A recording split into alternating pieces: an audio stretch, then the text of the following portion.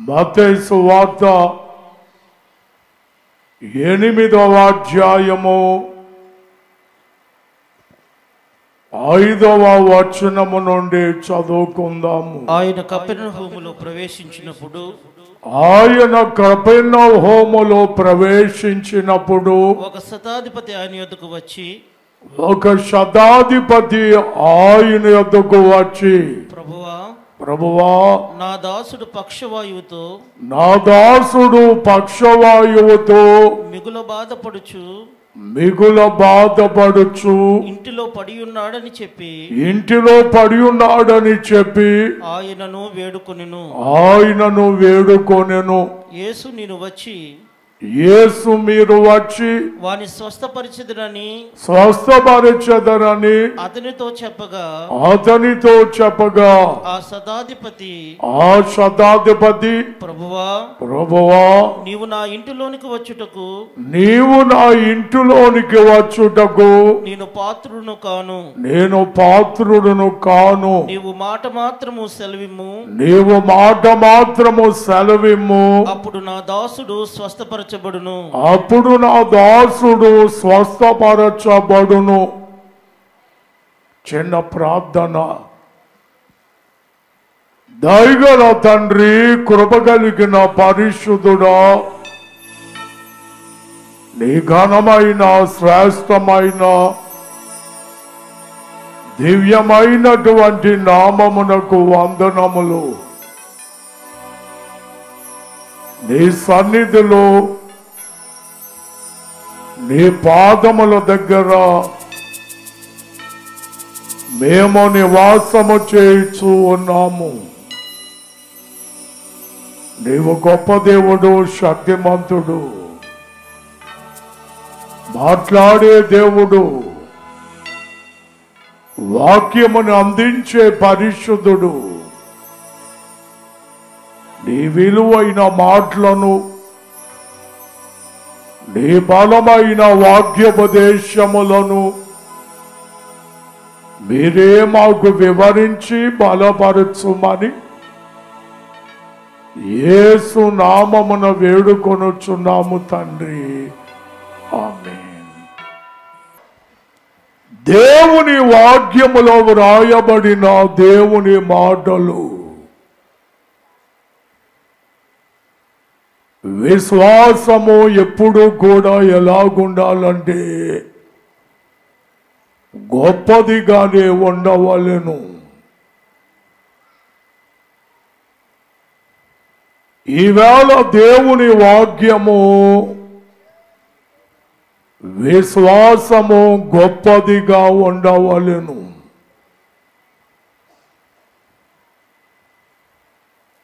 ఈ లోకములో చాలా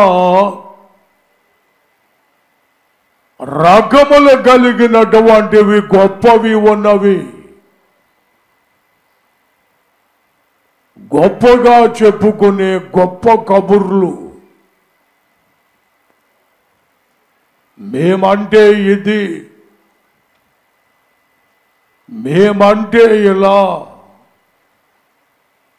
మా ఆస్తిపాస్తులు ఇవా,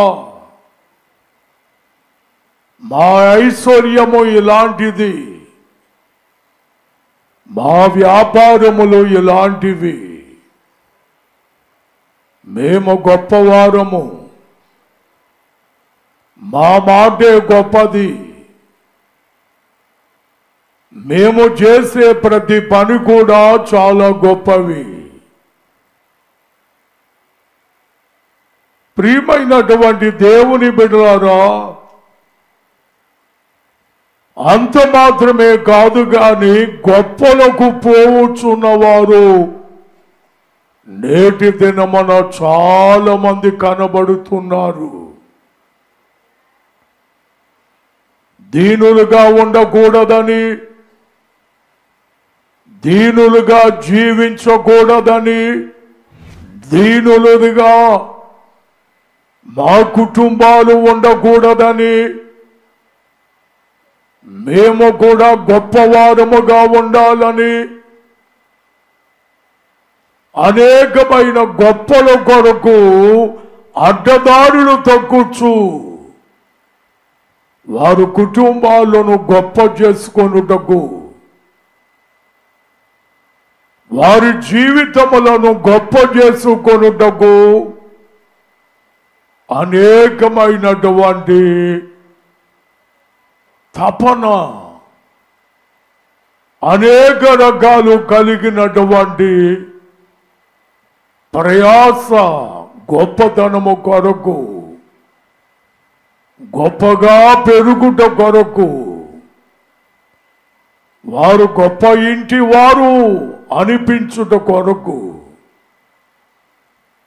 వారు గొప్పతనము అందరూ చెప్పుకొనాలని రకరకాలుగా ప్రయత్నం చేస్తున్న వారు ఈ లోకములో కోట్ల కొలది ఉన్నారు. ప్రియులారా, యేసుక్రీస్తు ప్రభువారు గొప్పగా పరిగణించేది ఏమిటి అనంటే విశ్వాసము ఒక్కటే. మీ ఆస్తిపాస్తులు గొప్పవి అనేటువంటివి ఆయన దృష్టిలో చిన్నవిగానే కనబడినవి. నీవు ఎంత గొప్పవాడివైనా సరే, నీలో ఎంత గొప్పతనము ఉన్నా సరే, నీలో ఎంత గొప్ప మాటలు ఉన్నా సరే, దేవుని దృష్టిలో అవి బహు స్వల్పమైనవిగా ఉన్నవి. దేవుని దృష్టిలో గొప్పగా ఉండేది ఏమిటంటే ఒక విశ్వాస జీవితము ఒక్కటే. దేవుని వాక్యాన్ని మనము ధ్యానము చేసుకుంటున్నాము. ప్రియమైనటువంటి దేవుని బిడ్డలారా, యేసు ప్రభువారు కపెర్నహూములోనికి ప్రవేశించినప్పుడు ఒక శతాధిపతి ఆయన దగ్గరికి వచ్చాడు. ఒక శతాధిపతి అంటే చాలా ఉన్నతమైన స్థితిని కలిగిన వాడు. ఒక శతాధిపతి ఆయన దగ్గరకు వచ్చి, ప్రభువా, నా దాసుడు పక్షవాయువుతో మిగులు బాధపడుచున్నాడు. ఒక పక్షవాయువు రోగముతో కదలలేకుండా మెదలలేకుండా రోగి అయి పడి ఉన్నాడు. ఆయనను స్వస్థపరచమని వేడుకొన్నాడు. ప్రియులారా, 7వ వచనాన్ని చదువుకుందాం. యేసు ప్రభువారు ఏమన్నారు? యేసు ప్రభువారు అంటున్నారు, నేను వచ్చి వారిని స్వస్థపరిచుదునని వానిని స్వస్థపరచుదనని అతనితో చెప్పగా ఆ శతాధిపతి ప్రభువా నీవు నా ఇంటిలోనికి వచ్చుటకు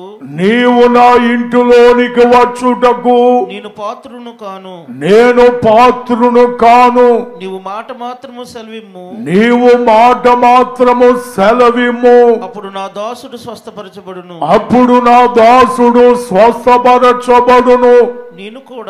నేను కూడా అధికారమునకు లోబడిన వాడను. నా చేతి కింద సైనికులు ఉన్నారు. నేను ఒకరిని పొమ్మంటే పోవును, ఒకరిని రమ్మంటే వచ్చును. నా దాసుని పని చేయమంటే చేయును అని ఉత్తరమిచ్చాను. యేసు ఈ మాట విని ఆశ్చర్యపడి వెంట వచ్చుచున్న వారిని చూచి ఇశ్రాయేలీయులలో ఎవనికైనను నేను ఇంత విశ్వాసము ఉన్నట్లు చూడలేదని నిశ్చయముగా మీతో చెప్పుచున్నాను.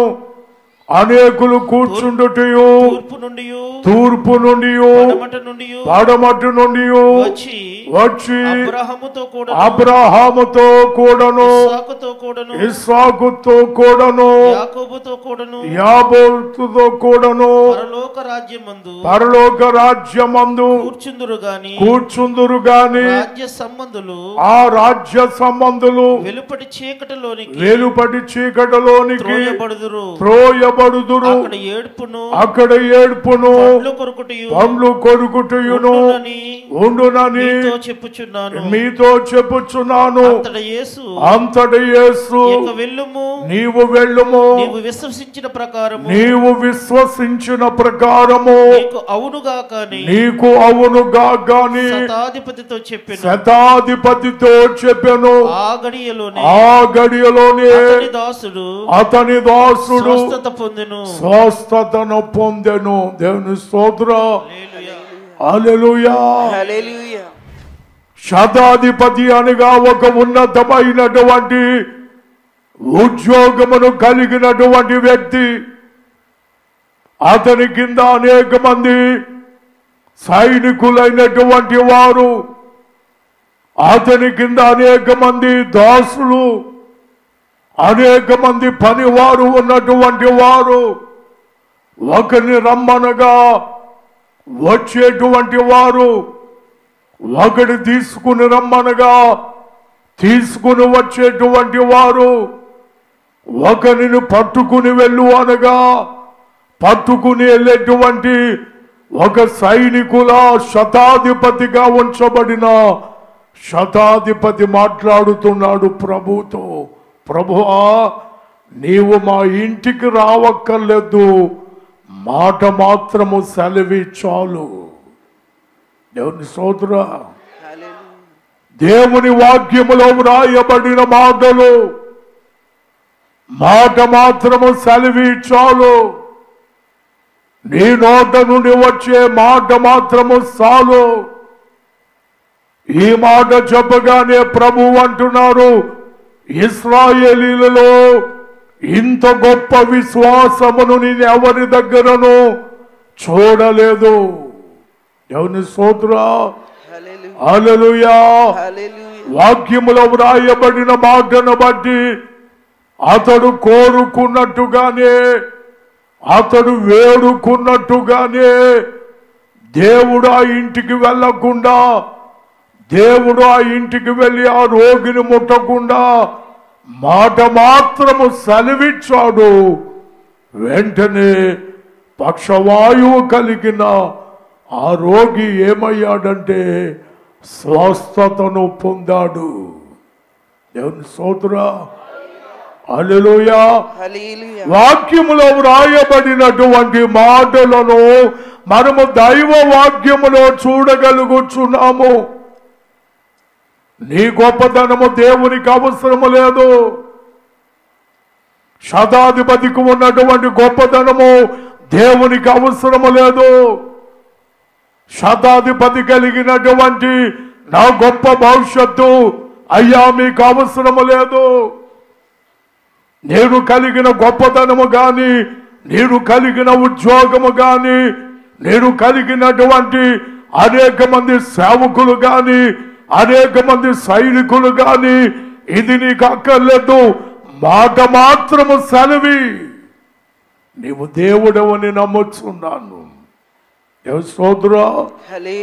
నీవు దేవుడు అని నమ్ముచున్నాను అనేటువంటి మాటలు తన విశ్వాసమును ఏం చేసుకున్నాడంటే కనబరుచుకున్నాడు. హల్లెలూయా. హల్లెలూయా. వాక్యములో వ్రాయబడిన దేవుని మాట, పరిశుద్ధ గ్రంథములో వ్రాయబడినటువంటి సత్యములు, ప్రియమైనటువంటి దేవుని బిడ్డలారా, వాక్యాన్ని మీరు బాగా అర్థం చేసుకోండి. ప్రభు సన్నిధికి వచ్చినటువంటి మనమే, ప్రభు పాదముల దగ్గర ఉంచబడినటువంటి మనమే, ప్రభు యొక్క సన్నిధిలో ఉంచబడినటువంటి మనమే, మన గొప్పతనము దేవునికి అవసరము లేదు.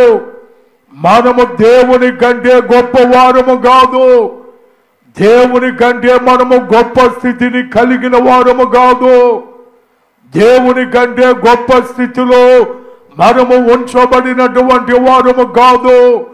ప్రియమైనటువంటి దేవుని బిడ్డలారా, నీ గొప్పతనము దేవునికి అవసరము లేదు.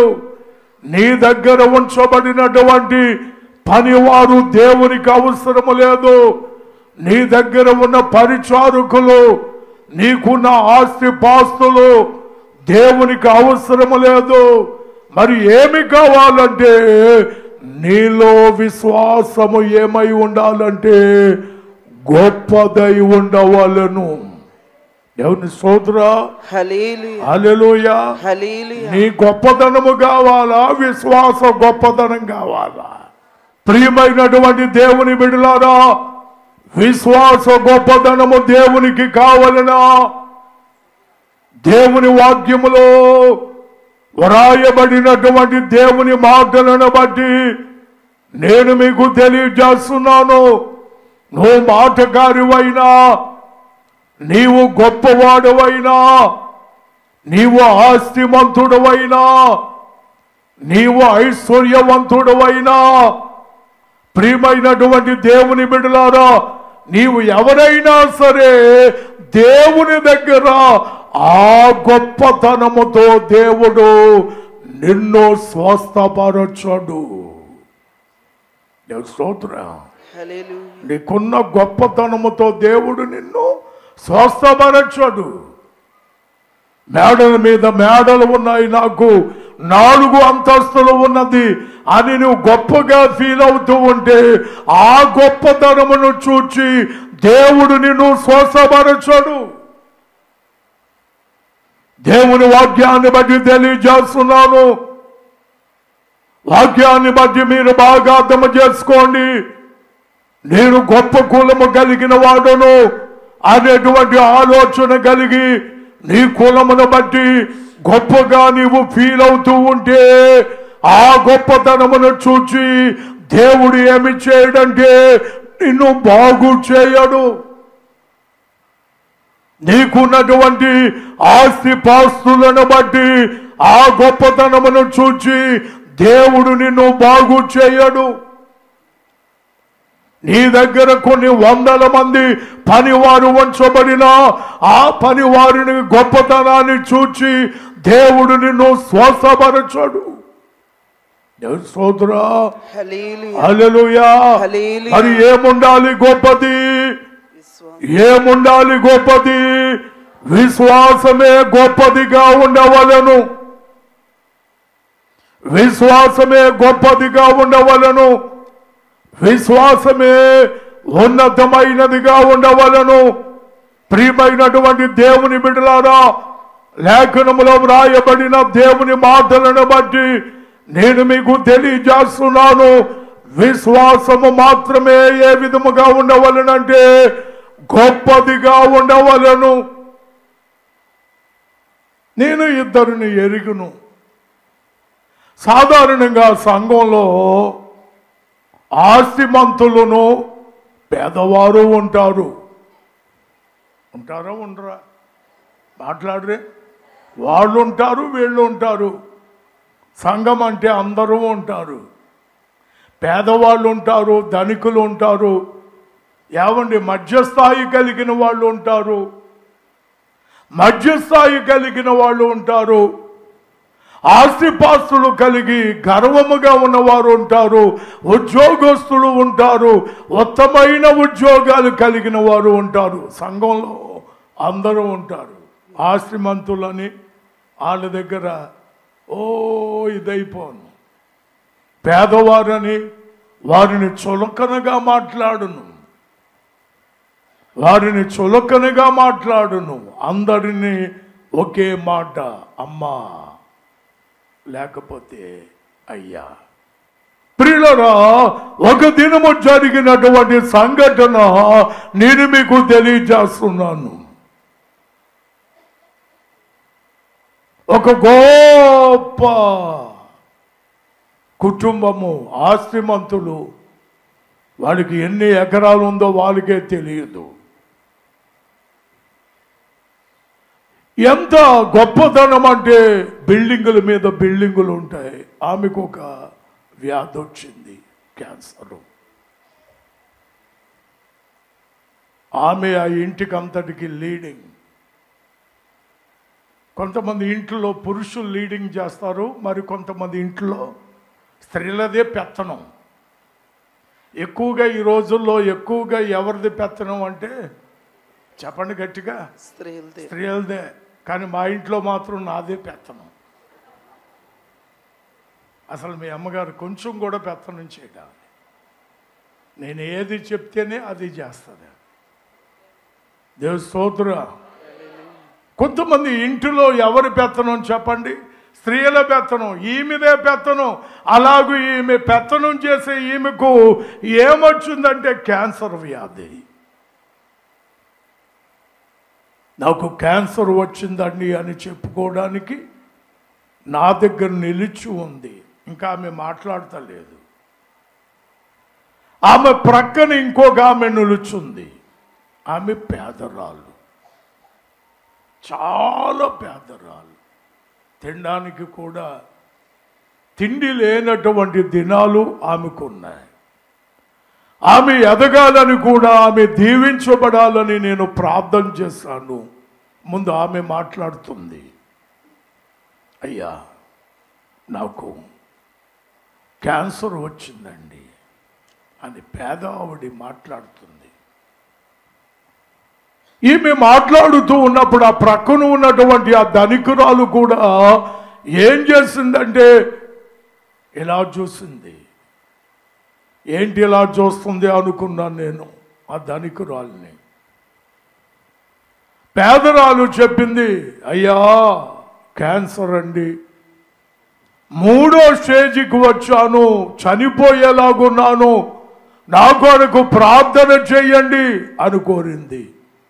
ప్రార్థన చేశాను. ఆమె అక్కడ ఉండగానే ఈ పక్కన ఉన్న ధనికురాలితో నీ సమస్య ఏమిటమ్మా అని అడిగాను. ఆమె కూడా ఏమందంటే నాకు క్యాన్సర్ అండి, గర్భసంచి క్యాన్సరు, నాది 4వ స్టేజికి వచ్చేసింది, కరెంటు పెడుతున్నారు, కిమీ పెడుతున్నారు, నా పరిస్థితి బాగోలేదని ఆమెకు ప్రార్థన చేశాను. వెళ్ళిపోయారు. సోమవారం శాలకు రావడం ప్రారంభించారు. దేవుని సన్నిధికి రావడం ప్రారంభించారు. ఆ ఇద్దరు కనబడుతున్నారు. ధనికురాలు కనబడుతుంది, పేదరాలు కూడా కనబడుతుంది. స్వస్థతను పొందగోరి దేవుని సముఖమునందుకు వచ్చారు. ఇలాగున 14 వారాలు జరిగాక 21వ వారము జరిగిన తర్వాత పేదరాలు మైకు పట్టుకుని ఆమె ఏం చెప్తుందంటే సాక్ష్యము చెప్పుతుంది. ఒక రాత్రి దేవుడు నన్ను వచ్చి నన్ను ముట్టాడు, నేను బాగుపడ్డాను, నాలో ఉన్నటువంటి క్యాన్సర్ రోగము పోయిందండి,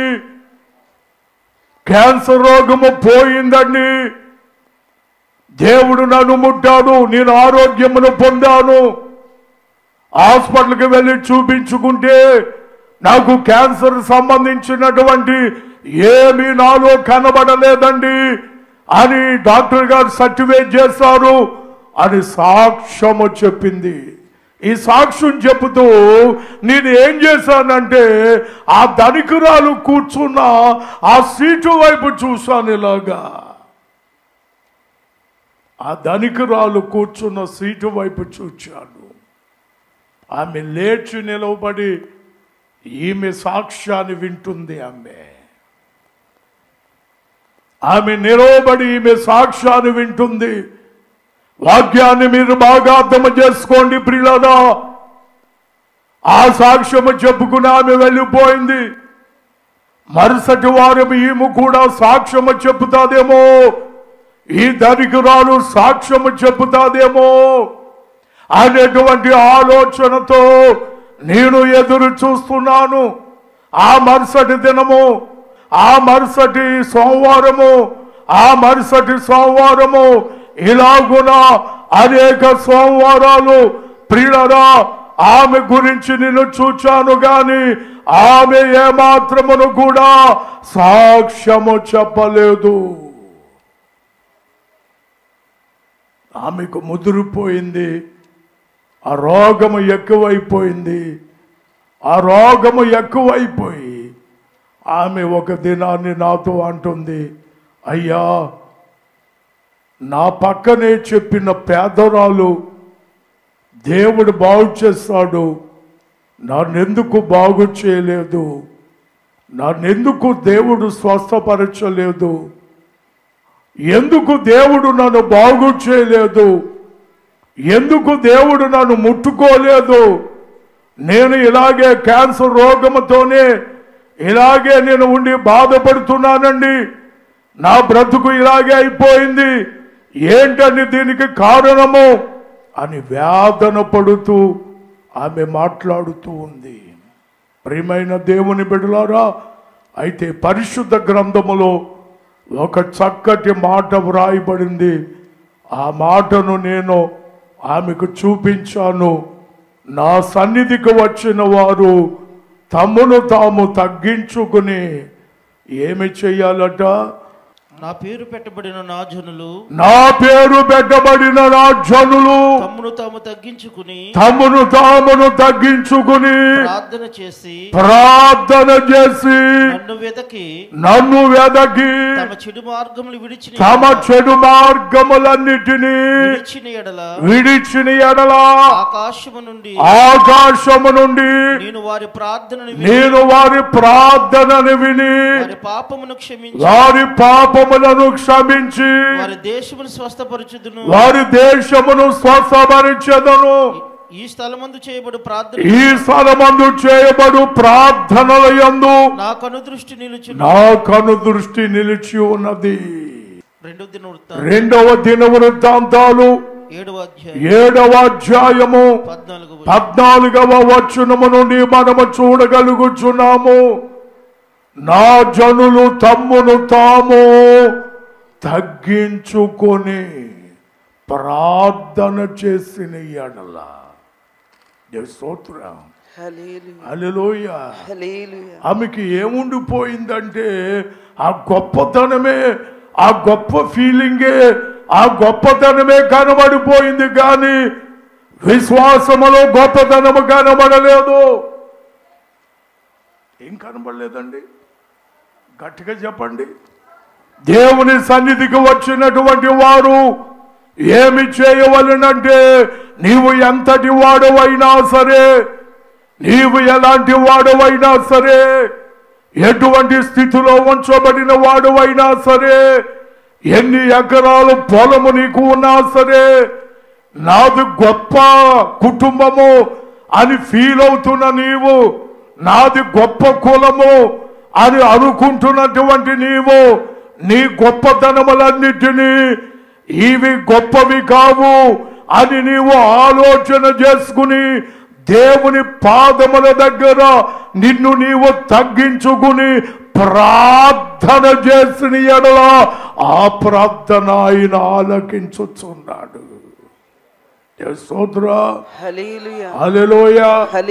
ఒక మాటలో నేను చెప్తున్నాను, నీకు స్వస్థత కలగకుండా ఉండడానికి అడ్డు వచ్చేది ఏమిటంటే, నువ్వు అనుకుంటున్నావే గొప్ప కులమని, అదే నీకు అడ్డు వస్తుంది.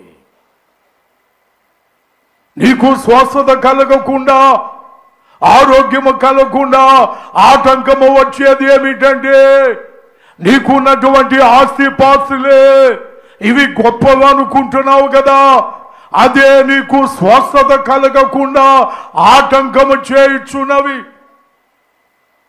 ప్రియులారా, నీకున్నటువంటి గొప్ప ఉద్యోగం అని నీవు ఫీల్ అవుతున్నావు కదా, నా ఉద్యోగము చాలా గొప్పది అని నువ్వు అనుకుంటున్నావు కదా, ఆ గొప్ప ఉద్యోగము గొప్పతనమే నీకు స్వస్థత కలగకుండా, నీకు మేలు కలగకుండా ఆటంకము వచ్చుచున్నది. స్తోత్రం. హల్లెలూయా హల్లెలూయా. హల్లెలూయా. వాక్యములో వ్రాయబడిన మాట, అయ్యా ఒకరిని రమ్మంటే వచ్చేదరు, ఒకరిని పొమ్మంటే పోతారు, ఒకరిని పట్టుకుని రమ్మంటే వస్తారు. నేను శతాధిపతిని, ఒక ఎస్పీ లాంటి వాడిని. ఒక జిల్లాకు ఎస్పీ ఎలాగుంటాడో, సూపరింటెండెంట్ ఆఫ్ పోలీస్ ఏ విధమైన ఉన్నతమైన స్థాయి కలిగిన ఉద్యోగం, అలాంటి ఉద్యోగము కలిగినటువంటి వాడు రమ్మన్నా వస్తారు, పొమ్మన్నా పోతారు, తెమ్మన్నా తెస్తారు. ఆ గొప్పతనము కాదు, నాకు విశ్వాసము గొప్పతనముగా ఉంది.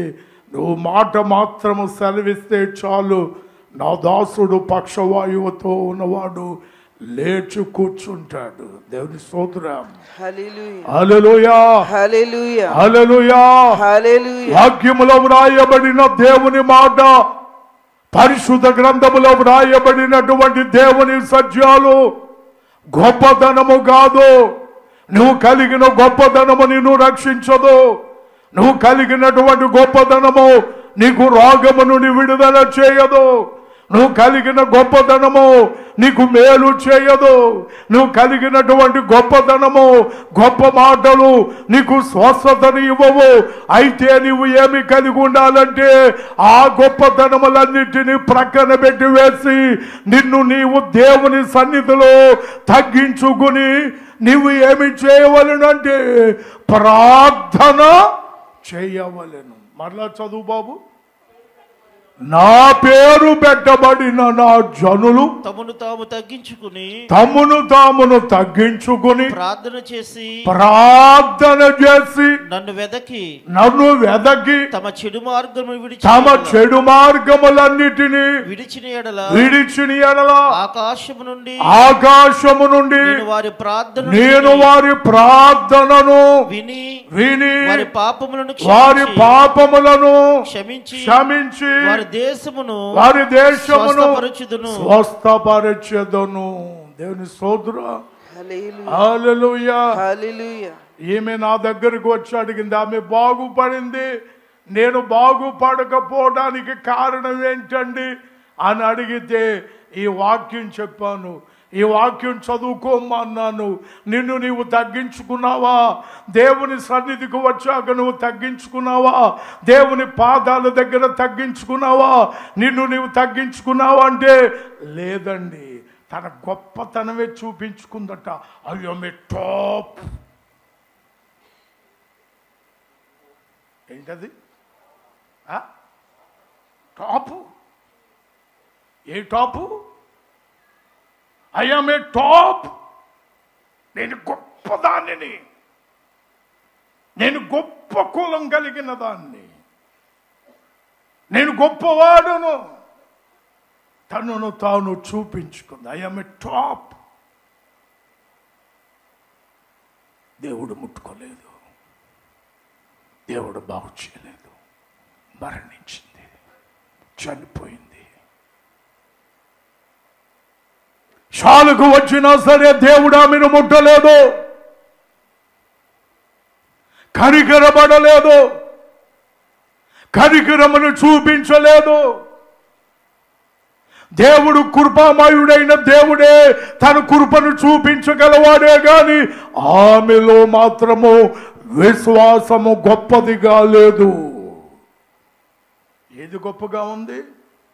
తన కులం గొప్పగా ఉంది, తన ఐశ్వర్యము గొప్పగా ఉన్నది, తనకు కలిగినటువంటి అంతస్తు గొప్పగా ఉన్నది, తనకు కలిగినది యావత్తు ఆస్తి గొప్పగా కనబడింది, కానీ విశ్వాసము గొప్పదిగా కనబడలేదు. అందుకే ఆమె ఏమైందంటే మరణించింది, చనిపోయింది.